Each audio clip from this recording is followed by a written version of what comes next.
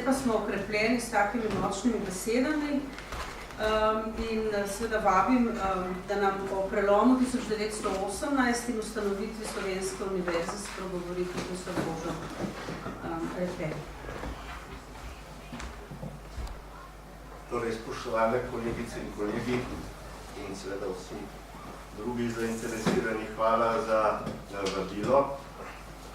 Upravičujem se, ker nisem mogel biti v dopoldanskem delu zaradi drugih obveznosti in če bom kakšno stvar, ki je bila že izrečena, ponovil, seveda tudi zaradi tega upravičilo. Žal pri takih posvetih nas prej ali slej pride tudi do ponavljanja. V luči prihajajoče obletnice in tudi v kontekstu globalizacije je v zvezi z univerzo danes gotovo najbolj aktualno vprašanje. Mi bo Aleš pomagal, jaz bom kar govoril. Torej, v luči prihajajoče obletnice in v kontekstu globalizacije je v zvezi z univerzo danes gotovo najbolj aktualno vprašanje, ali je že sledila tudi načelom univerzalnosti, seveda s tem tudi univerzitetni avtonomiji, ali pa je šlo zgolj za nacionalni motiv. No, za današnji posvet se bom omejil naslednjega, ki je bil v tistem času gotovo v ospredju. Nastanek Slovenske univerze je bil prvenstveno produkt obrambnih nacionalnih teženj, prva vidna trdnjava, najvišja slovenska kulturna ustanova, ki jo je narodna država postavila na Triglavsko ozemlje proti sosedom, kot je ob njeni desetletnici leta 1929 zapisal rektor Milan Vidmar. Tedaj v svetu najbolj priznava slovenski elektrotehnik in šahist. Univerzitetni svet je pod njegovim vodstvom tedaj ugotovil, citiram, da je Ljubljanska univerza severni branik naše zemlje. No, tukaj moram reči, da je Vidmar gotovo bil tudi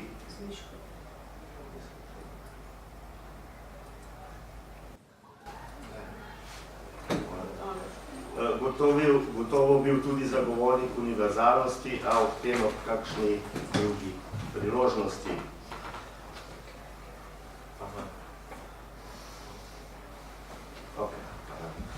Konec prve svetovne vojne je Slovencem kot delu poražene države v nasprotju z velikimi pričakovanji v narodni združitvi prinesel razkosanje. Italiji je pripadlo tudi pristanišče Trst, ki je bilo za Slovence eksistenčnega pomena tako zaradi izhoda na morje kot gospodarstva in visoke ravni kulture. Pri tedanjih gospodarskih konceptih, na primer najbolj znana Milka Brezigarja, je bil v kalkulacijo o bodočem narodnem gospodarstvu vedno vključen tudi Trst, ki so ga Slovenci imeli za nekakšen svoj New York. Zato so mnogi sodobniki tudi pričakovali, da bo prav v njem nastala tudi prva slovenska univerza. Slovenski politiki v Ljubljani, torej predvsem v vladi, seveda so dvomili, da bi bilo univerzo mogoče ustanoviti in so pobude sprva zavračali.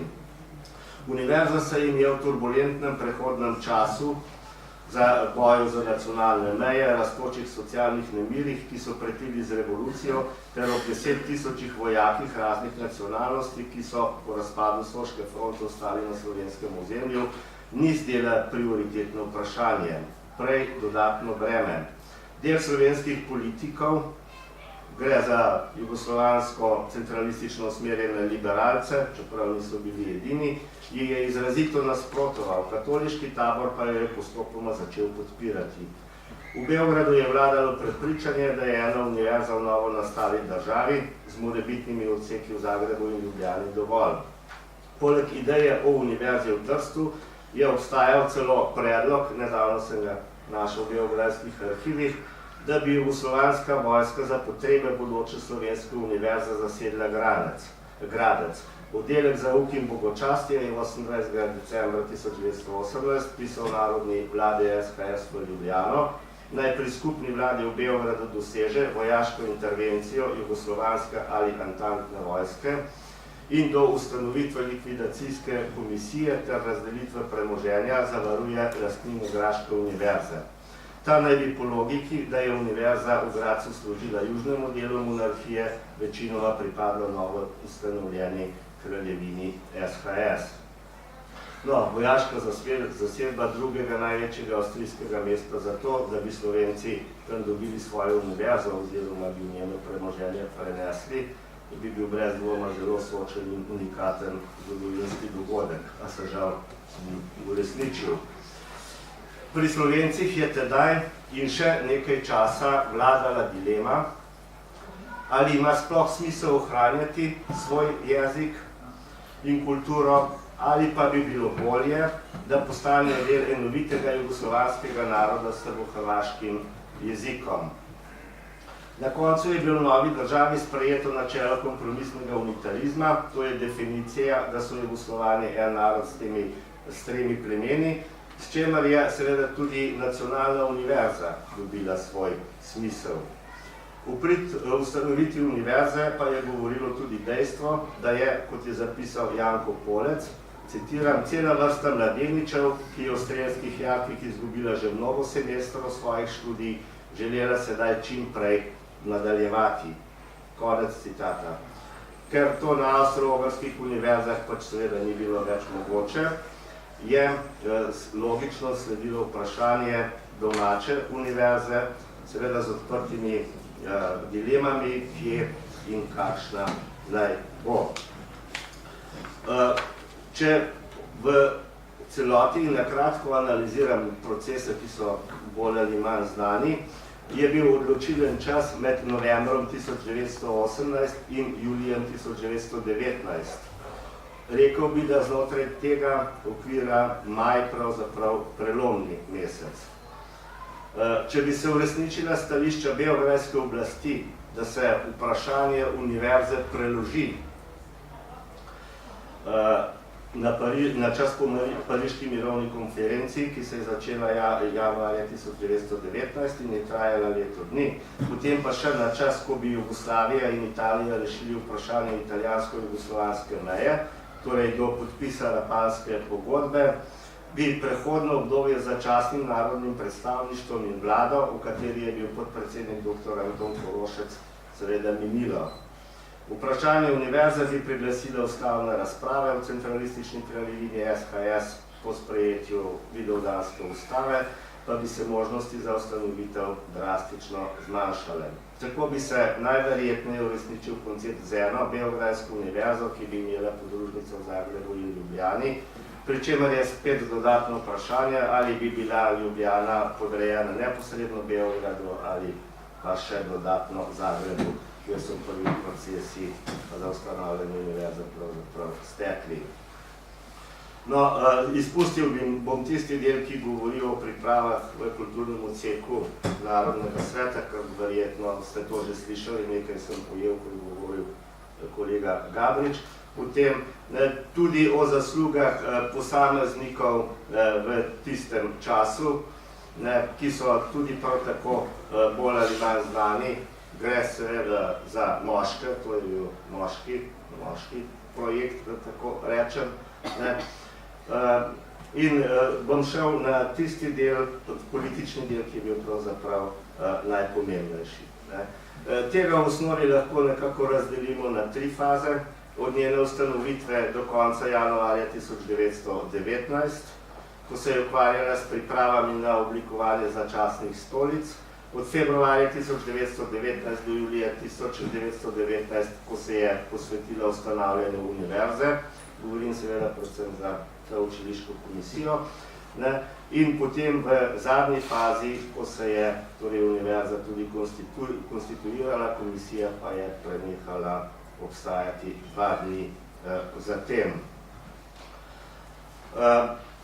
V zvezi z univerzo je seveda tudi nekaj dilem, okrog katerih potekajo, ne bom rekel polemike, ampak so različni pogledi. Eden od teh je, recimo, kdo je pravzaprav tisti, ki je imel prvo predavanje, ali je bil to jezikoslovec Frano Ramovš, z predavanjem v slovenskem jeziku, ali je bil to Milan Vidmar, ki je že prej, 19. maja 1919, odprl tehniške tečaje. Te naravoslovni del ljubljanske univerze šteje za začetek univerze. Ne samo tiste članice, ki so bile del tehniške fakultete, ampak tudi posredne in neposredne naslednice. Polemike so seveda zajele tudi vprašanje habilitacij. Torej, kdo naj bi nove profesorje habilitiral? Po prvotnem predlogu naj bi bila Zagrebška univerza, tu so se stvari tudi začele in kakšni naj bi bili kriteriji. Tukaj se je raznev spopad med narodnjaškim delom, ki je v spredje postavljal nacionalne cilje pri ustanavljanju univerze, in tako imenovanim znanstvenim delom, ki se je želel strogo držati habilitacijskih kriterijev najbolj znanih evropskih univerz.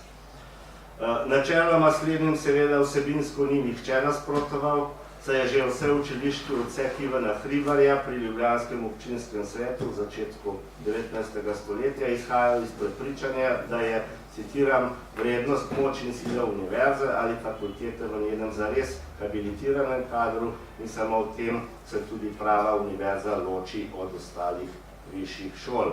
Konec citata. No, težave so se, kot je to običajno, začele pojavljati pri konkretnih imenih, kjer pa seveda ni šlo zgolj za reference, ampak tudi za politiko.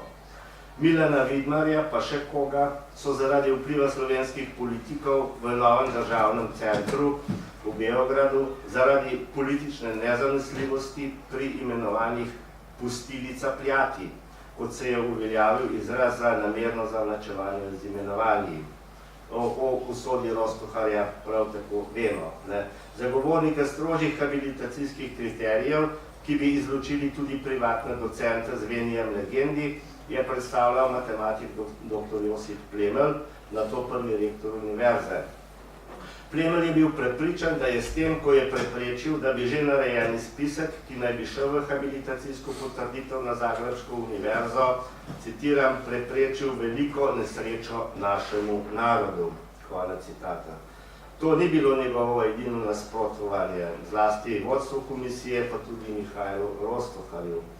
Plemelj je zagovarjal tudi stališče o centralizaciji visokih šol v novonastali državi, slovenščino pa je videl zgolj kot enega od jugoslovanskih dialektov, podobno kot izpračila nemški jezik.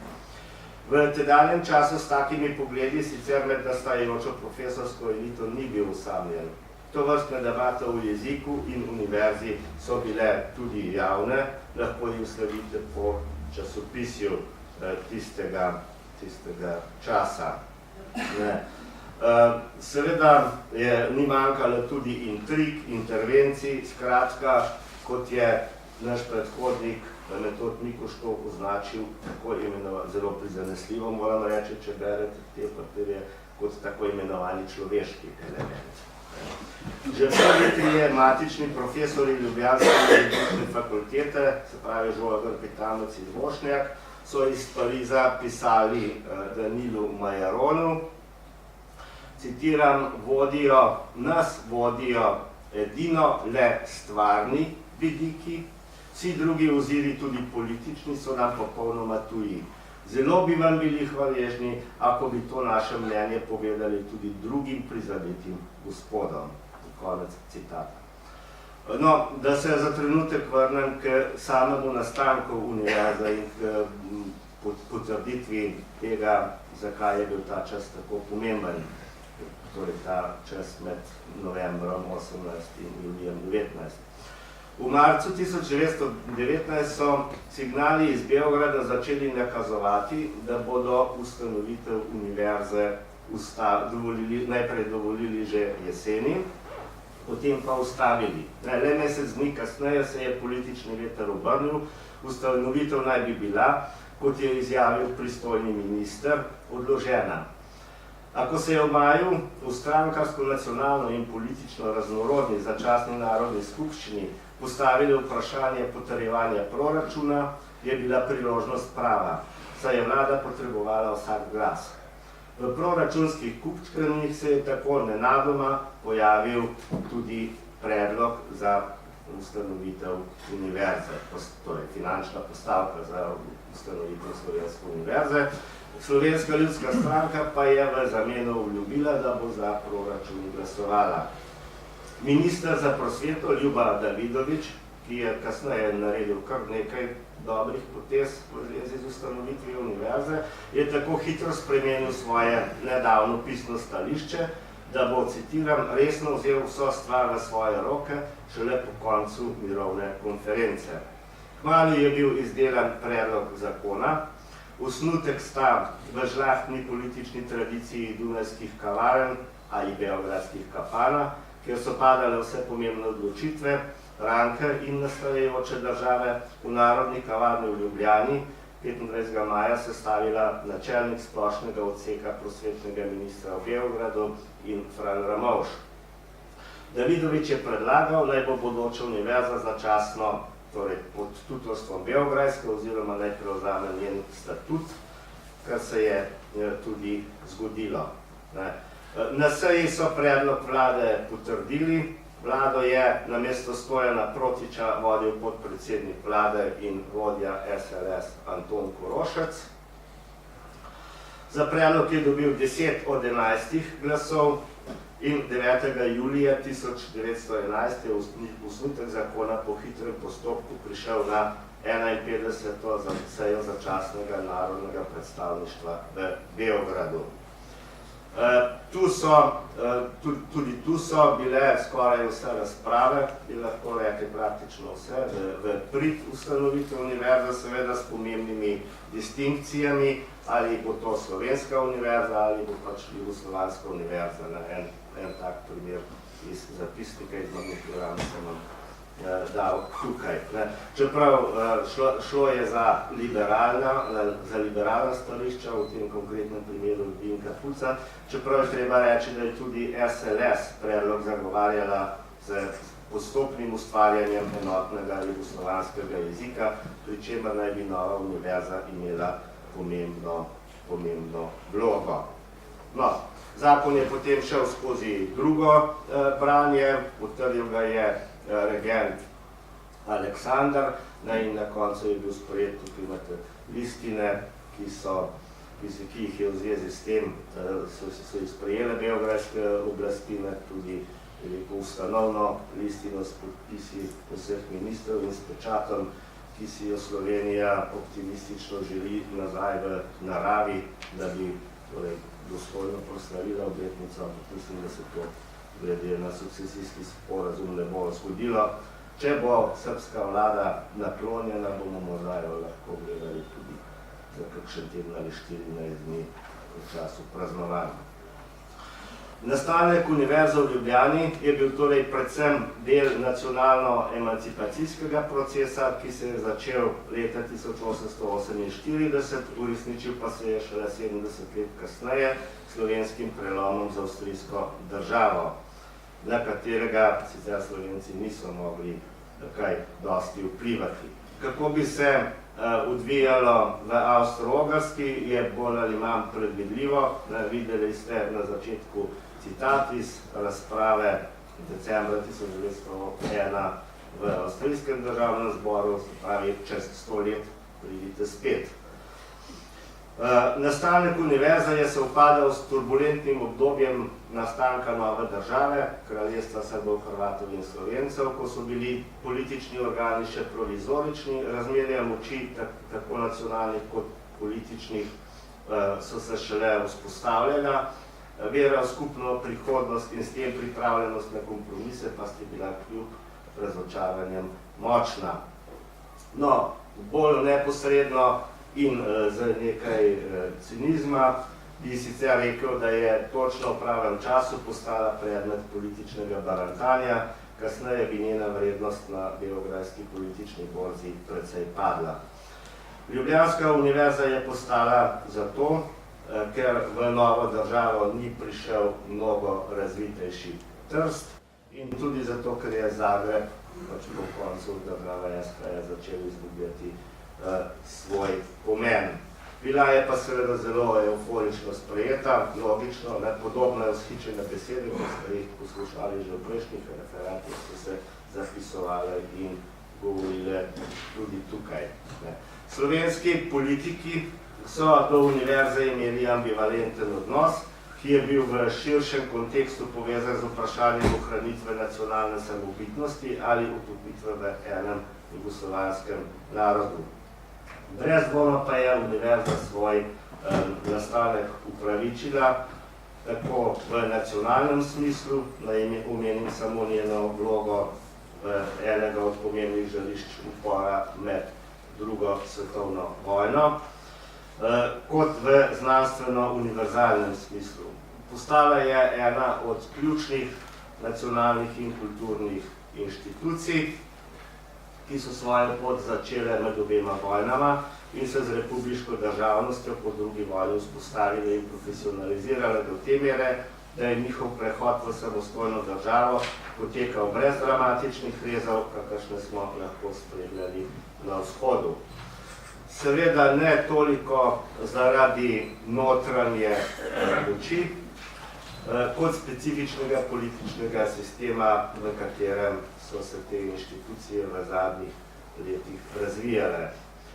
To je Ljubljanski univerzi tudi omogočilo, da je danes kljub vsej kritičnosti in morda malo manjši samokritičnosti med 400 najboljšimi univerzami na svetu.